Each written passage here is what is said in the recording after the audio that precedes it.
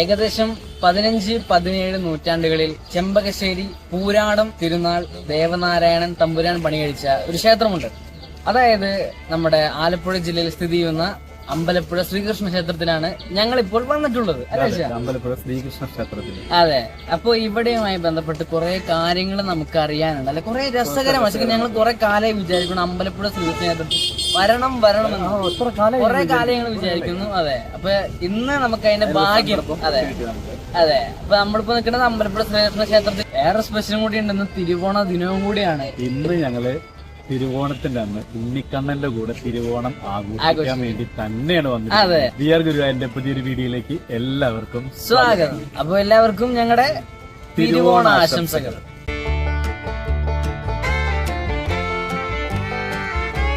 അപ്പോൾ ശരിക്കും പറഞ്ഞാലേ നമ്മുടെ ഗുരുവായൂർ അമ്പലത്തിലെ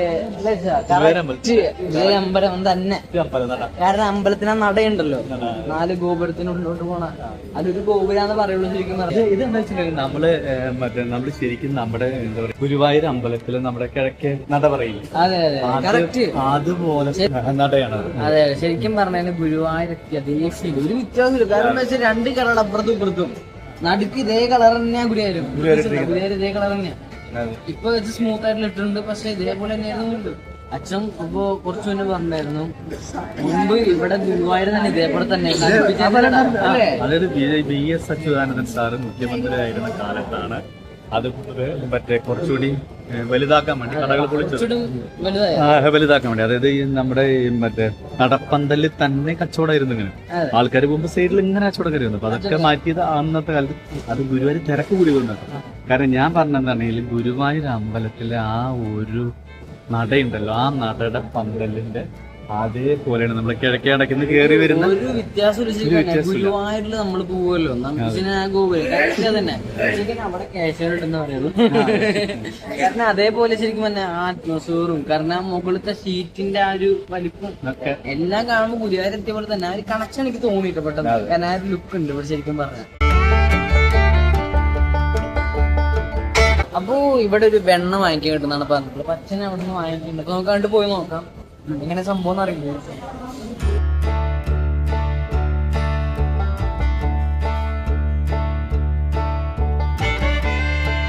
എന്ത് രസമല്ല ശരിക്കും മഞ്ചാടിക്കുരിയൊക്കെ കാണാനായിട്ട്. നല്ല രസമല്ലേ?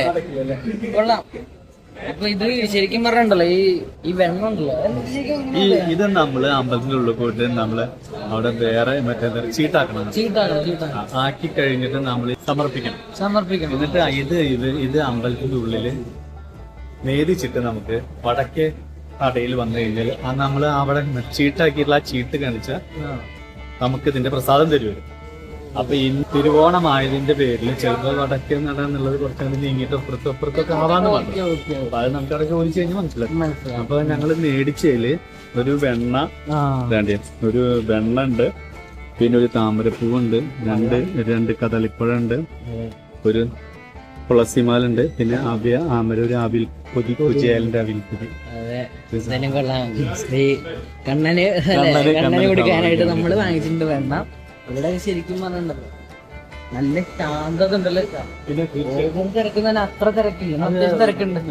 ഒരുപാട് ഇന്നിപ്പോ ഓണാണ്. അതെ, തിരുവോണല്ലേ? അതുണ്ട് ഇഷ്ടം പോലെ വാങ്ങുന്നത്. ശരി.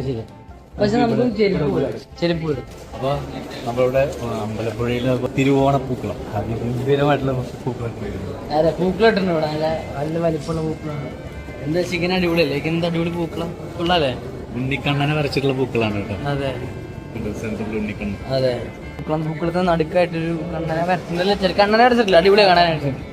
അപ്പൊ എന്താ വെച്ചാൽ നമ്മള് ഉത്രാടത്തിന് നമ്മള് ഗുരുവായൂരും, തിരുവോണത്തിന് നമ്മള് അമ്പലപ്പുഴയിലും. കൊള്ളാല്ലേ? അടിപൊളി അമ്പലമാണല്ലോ അല്ലേ? നല്ല വലിപ്പം. ഞാൻ ആദ്യമായിട്ടോ വന്നത് അമ്പലപ്പുഴയ്ക്ക്.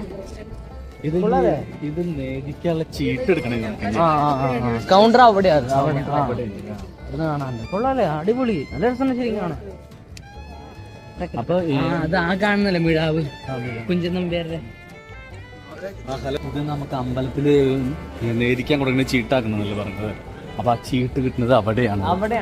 അപ്പൊ ഇതിന് എന്ത് പേര് പറഞ്ഞിട്ട് നമുക്ക് ചീട്ടാക്കാന്ന് മനസ്സിലാവും. നമുക്ക് വെണ്ണാന്ന് പറഞ്ഞാൽ മതിയാവും തോന്നുന്നു. വെണ്ണ അത് വേണമെങ്കിൽ കാണിച്ചു കൊടുക്കാൻ അല്ലേ? അതെ അതെ പറഞ്ഞിടത്ത് നോക്കിയിട്ട് പറഞ്ഞു കൗണ്ടർ എന്ന് പറഞ്ഞു.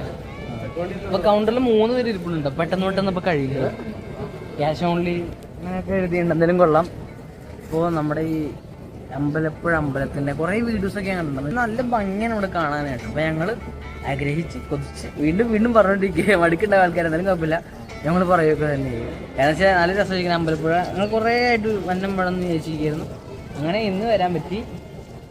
അപ്പൊ നമുക്ക് എന്തായാലും ചെന്ന് വിളിക്കണം. നമുക്ക് ചെന്ന് നോക്കാം.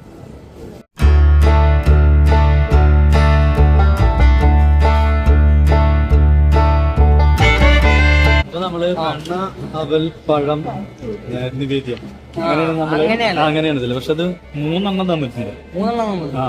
3 രീതിക്കാവും. 2, 4, 6 60 രൂപയ്ക്ക് നമ്മൾ ചീട്ടാക്കിയിട്ടുണ്ട്. അപ്പൊ നമുക്ക് ഈ ഭാഗത്ത് കൂടെ അമ്പലത്തിനുള്ളിൽ കയറിയിട്ട് നമുക്കൊന്ന് തൊഴുതിട്ട് പുറത്തേക്ക് ഇറങ്ങാം. അതിന് അമ്പലത്തിൽ കയറട്ടെ, ഇനി വീട് എടുക്കായിട്ടില്ല.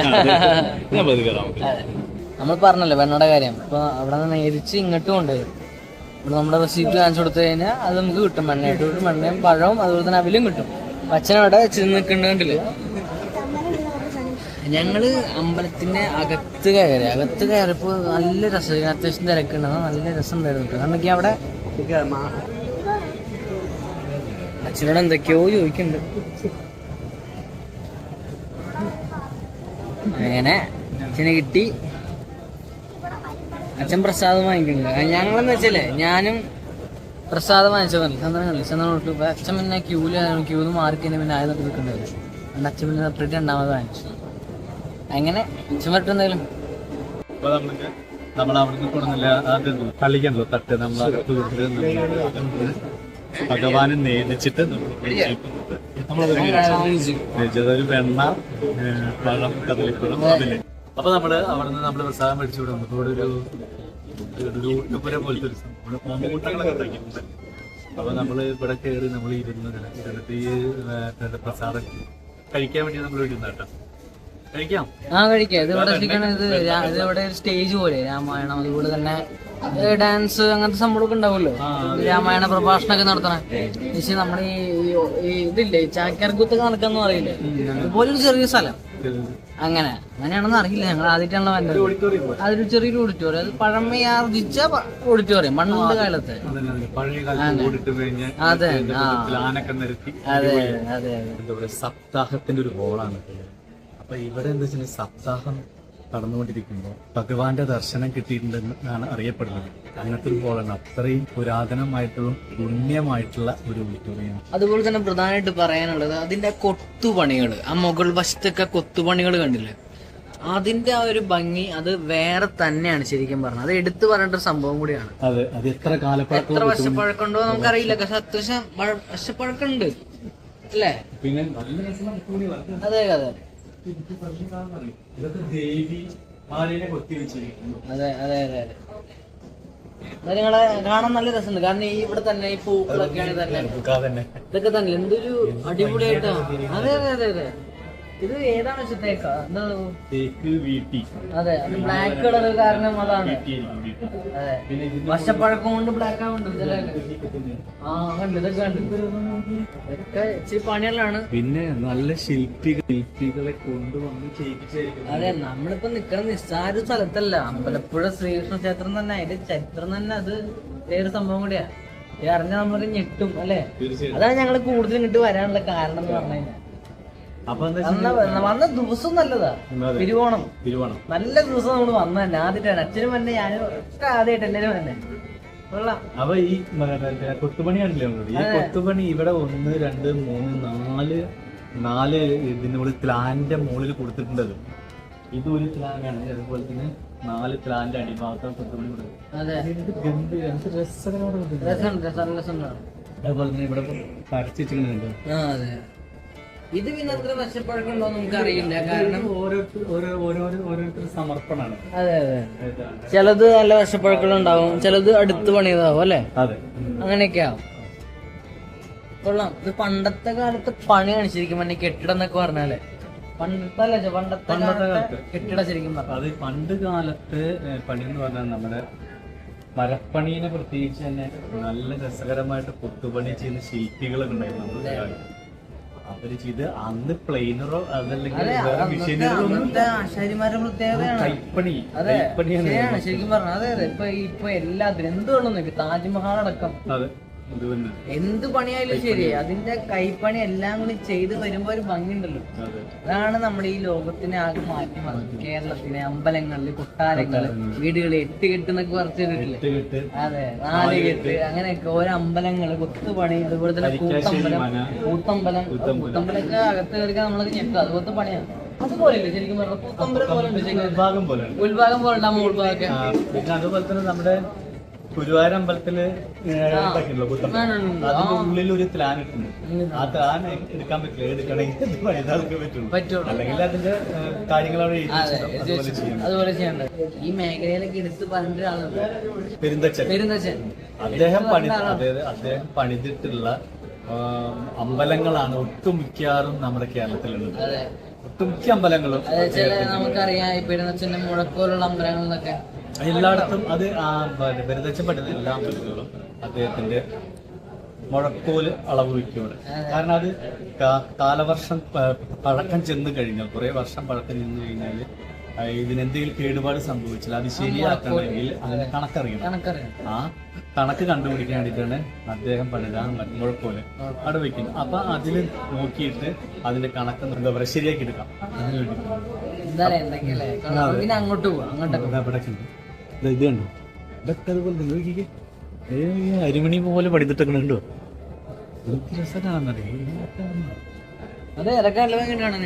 ഇപ്പൊ ഇവിടെ കണ്ടോ, നമ്മൾ ഈ അമ്പലത്തിന്റെ ഫ്രണ്ടിൽ ചെന്ന് കാണാൻ പറ്റുള്ളൂ. അതേ മറ്റേ സെയിമില് കണ്ടോ, ഉള്ളി കൊണ്ട് കൊത്തിയെടുത്തതാണ് ഈ സംഭവം മൊത്തം. നോക്കി നോക്കൂ, ഉള്ളിക്ക് വെട്ടിയെടുത്ത സംഭവങ്ങളാണിത്. അന്നത്തെ കാലത്ത് വേറെ ഒരു ഇതും ഇല്ലല്ലോ, ഒരു എഞ്ചിൻ, അതായത് നമ്മുടെ ഇലക്ട്രോണിക് പരമായിട്ടുള്ള അങ്ങനെ സാങ്കേതികപരമായിട്ടുള്ള കൈപ്പണികളാണ് ഉണ്ടാക്കിയിട്ടുള്ളത്. അത് ഈ തോണിന്റെ കാര്യത്തിലാണെങ്കിലും എത്ര വർഷം പഴക്കമുണ്ടാവുന്നില്ലേ? അത്യാവശ്യം വർഷം പഴക്കം. പക്ഷെ അതൊക്കെ ഇപ്പോഴും ഇതുപോലെ പുതുമയോടെ പഴമയോടെ കാത്ത് സൂക്ഷിക്കാൻ പറ്റുന്നുണ്ടല്ലോ. അതാണ് ഏറ്റവും വലിയ കാര്യം എന്ന് പറഞ്ഞാൽ. അത് അങ്ങനെ തന്നെ വേണം, ഇത് ഇങ്ങനെ തന്നെ നിൽക്കണുള്ളൂ. അതാണ് അതിന്റെ ഭംഗി, അല്ലെങ്കിൽ അതിന്റെ ഒരു പ്രൗഢി, ആ ഒരു തലയെടുപ്പോട് കൂടി. തിരുവോണമായിട്ട് തന്നെ ചെറിയൊരു ചാറ്റൽ മഴയുള്ളൂ, നല്ല മഴയില്ല. അതെന്തോ ഒരു ഭാഗ്യാണ്. അതെ. പിന്നെ ഈ കാണുന്ന വ്യൂ ഉണ്ടല്ലോ, എന്ത് ഭംഗിയൊക്കെ കാണാനായിട്ട്. കാരണം എല്ലാവരും ഇപ്പൊ അമ്പലപ്പുഴ ഈ പ്രദേശത്ത് ഒരാൾ പോലും വീട്ടിലുണ്ടാവില്ല. എല്ലാവരും അമ്പലപ്പുഴ അമ്പലത്തിലാണ്. കാരണം നോക്കിയാൽ അങ്ങനെ എല്ലാവരും മുണ്ട കൊടുത്ത് ഈ പരസ്യത്തിന് വേണ്ടി നിക്കണവരെ അല്ലേ, അതായത് ആഡിന് വേണ്ടി നിക്കണവരെ കറക്റ്റ് എല്ലാവരും എല്ലാവരും ഉണ്ട് ശരിക്കും പറഞ്ഞ ഇവിടെ അല്ലേ. അതെ, ഒത്തിരി സ്ഥലമുണ്ട്. അതെ, എല്ലാ ആൾക്കാർക്കും ഫുള്ളായിട്ട് നടക്കാനുള്ള ഒരു സ്പേസ് അങ്ങനെ നല്ല രസമാണ്. അതെ, അടിപൊളിയൊന്നും അമ്പലപ്പുഴ തന്നെ അടിപൊളി സ്പേസ് വന്നാലും നമുക്ക് കുളക്കടവിനെ അങ്ങോട്ട് പോയാലും കുളക്കടവിനെ അങ്ങോട്ടൊന്ന് പോവാം. അങ്ങനെ അതുപോലെ തന്നെ അമ്പലപ്പുഴയിൽ കുളം നമുക്ക് എല്ലാവർക്കും അറിയാലോ. ഫോട്ടോ നോക്കുകയാണെങ്കിലും അമ്പലത്തിനെ കുറിച്ച് ഗൂഗിൾ നോക്കുകയാണെങ്കിൽ ഒക്കെ ആദ്യം കാണാം കുളത്തിനെ കുറിച്ചാണ്. കുളത്തിന്റെ ഫോട്ടോ ഇതാണ് നമ്മുടെ അമ്പലപ്പുഴയിലെ കുളം എന്ന് പറഞ്ഞു കഴിഞ്ഞാൽ. പടിയിൽ വഴുക്കലുണ്ട്, സൂക്ഷിക്കുക. അപ്പൊ നമുക്കൊന്ന് ഇറങ്ങി വെക്കാം കുളത്തിലേക്ക്. അത്യാവശ്യം നല്ല വലിയ കുളമാണ്.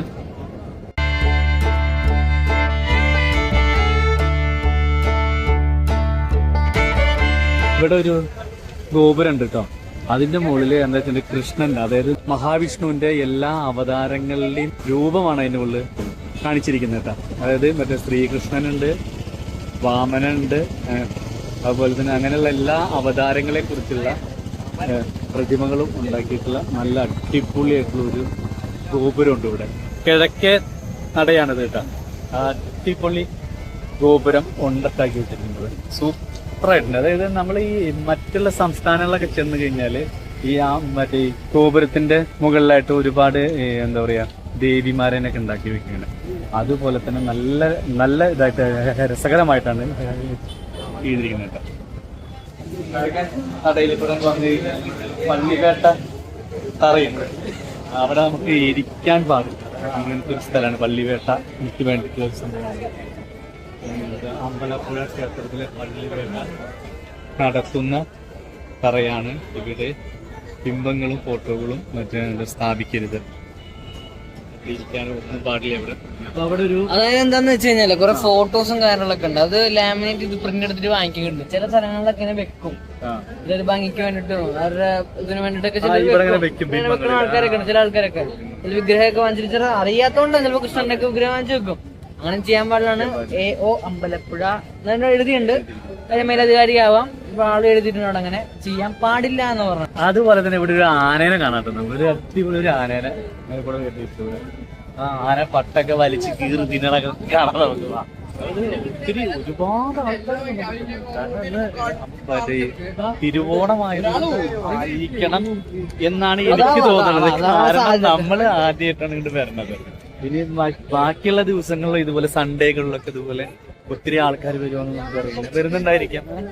കാരണം തന്നെ അമ്പലപ്പുഴ മറ്റേ ശ്രീകൃഷ്ണസ്വാമി ക്ഷേത്രം എന്ന് പറഞ്ഞാൽ അത്രയും ഫേമസ് ആയിട്ടുള്ള ഒരു അമ്പലമാണ്. അതെ, നമ്മുടെ ഗുരുവായൂർ അമ്പലം പോലെ തന്നെയാണ്. അതായത് ഗുരുവായൂർ അമ്പലത്തിന് ഉച്ചയ്ക്ക് ശേഷം മറ്റേ ശ്രീകൃഷ്ണൻ ഇവിടെ ഉണ്ടാവും. 12 മണി മുതൽ ഇവിടെ ഉണ്ടാവുമെന്ന് പറയുന്നത്.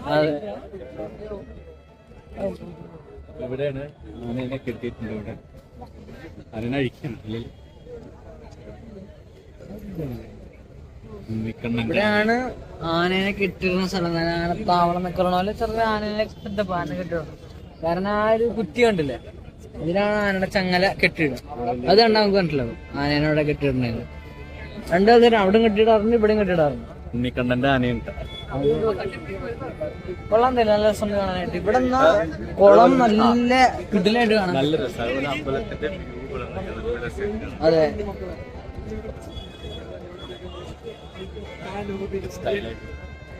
നല്ല രസമായിട്ടുള്ള അമ്പലമാണ്.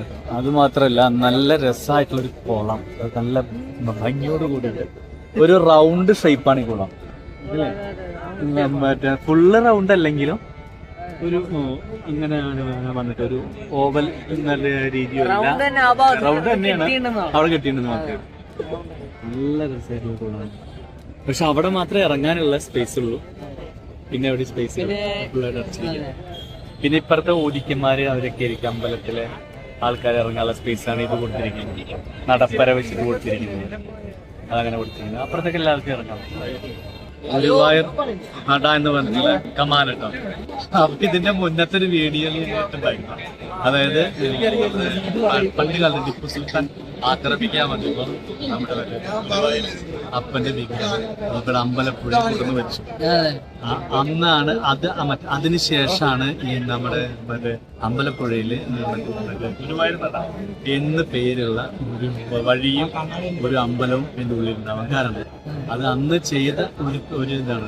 അതെ, അന്നവിടെ ടിപ്പു സുൽത്താൻ പറഞ്ഞല്ലോ തന്നെ. അപ്പൊ അന്നുണ്ടായപ്പോ ആ ഒരു വിഗ്രഹം ഇവിടെയാണ് സ്ഥാപിച്ചത്. ഇവിടെയാണ് അതിന് പ്രതിഷ്ഠയും കാര്യങ്ങളൊക്കെ. എന്നിട്ട് മറ്റേ ടിപ്പു സുൽത്താൻ പടയോട്ടക്കാലം കഴിഞ്ഞപ്പോൾ മറ്റേ ശരിക്കുള്ള വിഗ്രഹം അവിടെ തന്നെ കൊണ്ടുവച്ചു. ഇവിടെ ഓർമ്മയും മറ്റേ സങ്കല്പവും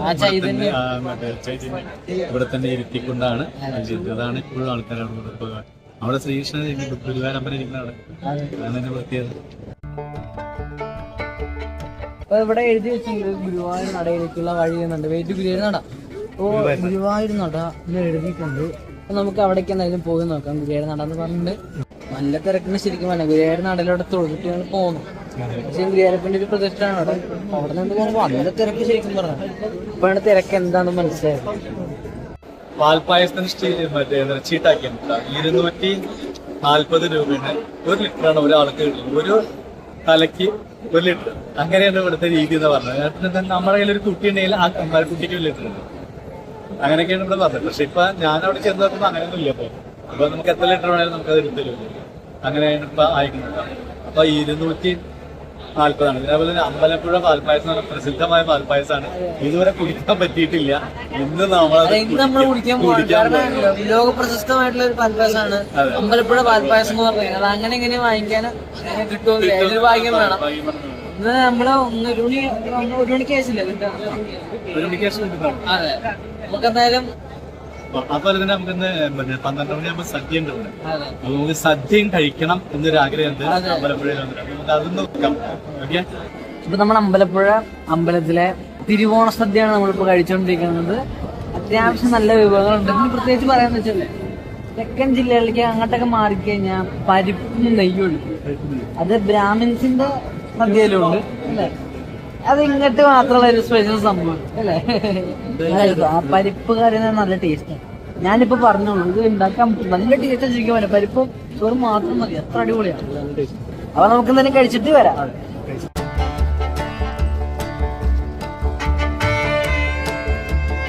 അങ്ങനെ നമ്മള് പാൽപ്പായസം മേടിച്ചു. നമ്മള് അമ്പലപ്പുഴ പാൽപ്പായസം, പേരുകേട്ട പാൽപ്പായസമാണിത്. കുടിച്ചു നോക്കണില്ലെങ്കിൽ തക്കട് ഉദ്ഘാടനം ചെയ്യണ്ട. ഉദ്ഘാടകൻ തക്കടാണ്.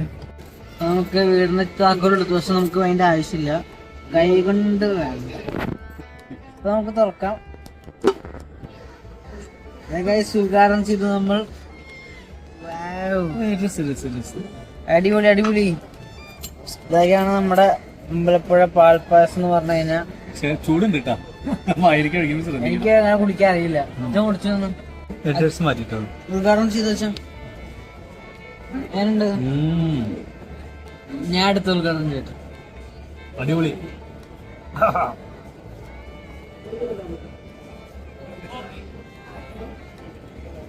നല്ല പാലടപ്രദം അതുപോലത്തെ അല്ലേ? ഇത് പാൽപ്പായസല്ലേ? പാലടല്ലോ അല്ല. ഓ എന്ത് ടേസ്റ്റാ. അമ്പലപ്പുഴ പാൽപ്പായസം.